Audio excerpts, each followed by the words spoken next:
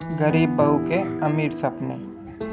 संजना एक गरीब घर में पली बड़ी थी, लेकिन वह हमेशा अमीरों की तरह रहना चाहती थी। उस संजना का शादी होने के बाद उसके ससुराल वाले भी उसकी तरह ही गरीब थे। हे भगवान, मैं तो एक झोपड़ी से निकलकर दूसरे झोपड़ी में आ गई। शादी से पहले मैंने क्या क्या सपने देखे थे, लेकिन मेरे ससुराल वाले तो मेरे बाप की तरह कंगाल निकले। अभी वहाँ संजना का पति विकास आ जाता है। क्या हुआ संजना, क्या सोच रही हो? ये घर तुम्हें पसंद नहीं आया क्या? घर कहाँ है, ये तो किसी भैंस के तबेले की तरह लगता है। ऊपर से हमारे घर में सुख सुविधा की एक भी चीज नहीं है। मुझे तो बताया गया था कि तुम बहुत अच्छा कमाते हो, फिर इस तरह भिखारियों वाली जिंदगी क्यों जी रहे हो? संजना, मुझ पर पूरे परिवार की जिम्मेदारी है। मेरे 2 छोटे भाई बहन हैं, उनकी पढ़ाई का भी खर्च मुझे ही उठाना पड़ता है। खैर कोई बात नहीं, धीरे धीरे तुम्हें इस घर में रहने की आदत हो जाएगी। इतना बोलकर विकास अपने काम पर चले जाता है, लेकिन जब वो शाम को काम पर वापस आता है तो उसकी पत्नी घर के बाहर बैठी देख हैरान हो जाता है।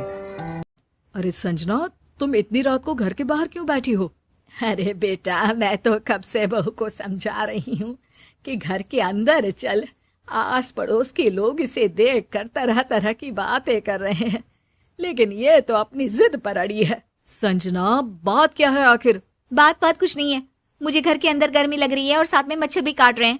अब मैं इस घर के अंदर तभी कदम रखूंगी जब तुम मेरे लिए नया एसी खरीद कर लाओगे। साथ में मुझे एक फ्रिज और दीवार पर टांगने वाला बड़ा टीवी भी चाहिए। सुनकर विकास की माँ और विकास हैरान हो जाते हैं। तभी वहाँ पड़ोसी इकट्ठा होने लग जाते हैं। अरे क्या हुआ सुमित्रा बहन, तुम्हारी बहू आधी रात को घर के बाहर क्यों बैठी है? कुछ नहीं कमला, मेरी बहू ना बस ऐसे ही जरा हवा खाने बाहर आ गई थी। मोहल्ले में बेइज्जती की डर से विकास संजना की बात मान लेता है और लोन लेकर वो बाजार से संजना की बताई सारी चीजें लेके चला आता है। अरे वाह, सच में एसी की ठंडी हवा में कितना मजा आ रहा है सोने का। तभी विकास देखता है कि उसके भाई बहन और माता पिता गर्मी में ही सो रहे हैं। यह देखकर विकास को अच्छा नहीं लगता है। वह जाकर सामने की कमरे में सो जाता है, पर इस बात से निर्मला को कोई फर्क नहीं पड़ता।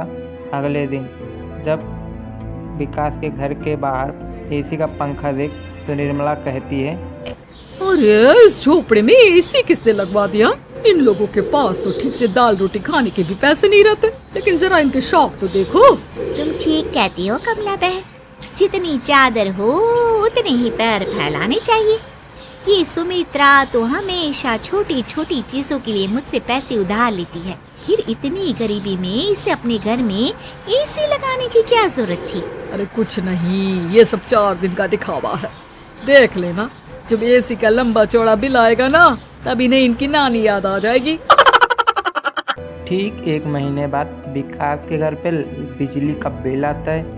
बिल इतना लंबा चौड़ा रहता है कि विकास देखकर हैरान हो जाता है और बिल न भरने के कारण बिल काटने वाले उसके घर पे आ जाते हैं और कहते हैं, सोनिया बहन जी, आपने अभी तक बिजली का बिल नहीं भरा है, इसलिए हम आपके घर के बिजली काटने आए हैं।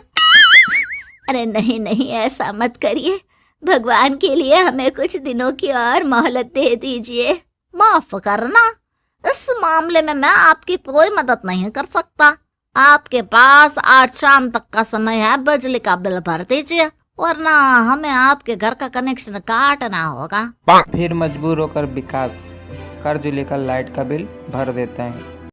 अरे क्या हुआ, आज तुम दोनों कॉलेज से जल्दी कैसे आ गए? भैया, हम लोगों ने 2 महीने से कॉलेज की फीस नहीं भरी, इसलिए हमें कॉलेज से निकाल दिया गया है। यह जानकर विकास बहुत ही उदास होता है, लेकिन विकास के पास अपने भाई बहन के कॉलेज भरने के लिए फीस के पैसे नहीं होते हैं। वहीं दूर खड़ी संजना ये सब बात परेशानी देखकर भी अनजान बनने का नाटक कर रही थी। एक दिन उसका भाई उससे मिलने उसके घर पे आता है। वो कई दिनों से बीमार था। अरे क्या हुआ भैया, आपने ये हालत क्यों बना रखी है और इस तरह पुराने मैले कपड़े क्यों पहन रखे हैं? अब क्या बताऊं बहन, ये सब तेरी भाभी की मेहरबानी है। उसने मेरा जीना हराम करके रखा हुआ है। किसी डायन की तरह हर वक्त मेरी छाती पर बैठी रहती है और मुझसे तरह तरह की फरमाइश करती है। तू तो मेरी हालत अच्छी तरह से जानती है कि मैं मामूली सी नौकरी करता हूँ।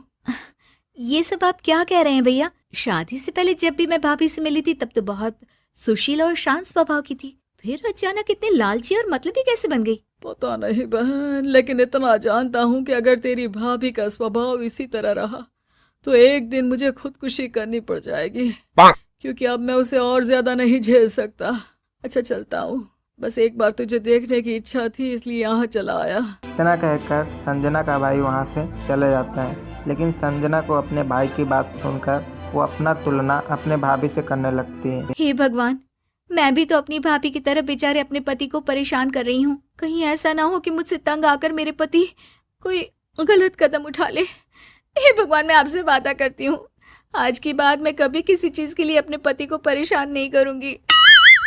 इस तरह संजना को अपनी गलती का एहसास हो जाता है और वो अपने पति और ससुराल वालों से माफ़ी मांगती है। मेरे झूठे दिखावे की वजह से आप सबको बहुत परेशानी हुई है।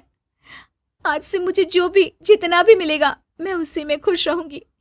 प्लीज आप लोग मेरे बुरे बर्ताव के लिए मुझे माफ कर दीजिए। अरे कोई बात नहीं बहू, मुझे पूरा यकीन था कि एक ना एक दिन तुझे तेरी गलती का एहसास हो जाएगा। हाँ संजना, आज से तुम सुधर गई। तुम्हारा ये बदला हुआ रूप देखकर मुझे सच में बहुत खुशी हो रही है। इस तरह से सब कुछ ठीक हो जाता है और सब खुशी खुशी अपना जीवन व्यतीत करने लगते हैं। कृपया आप हमारे चैनल को सब्सक्राइब कर दीजिए, वीडियो को लाइक कर दीजिए, अपने दोस्तों के पास शेयर कर दीजिए, क्योंकि हम ऐसे कहानी की वीडियोस अपने चैनल पर लाते रहेंगे। तो मिलते हैं आपको नेक्स्ट वीडियो में।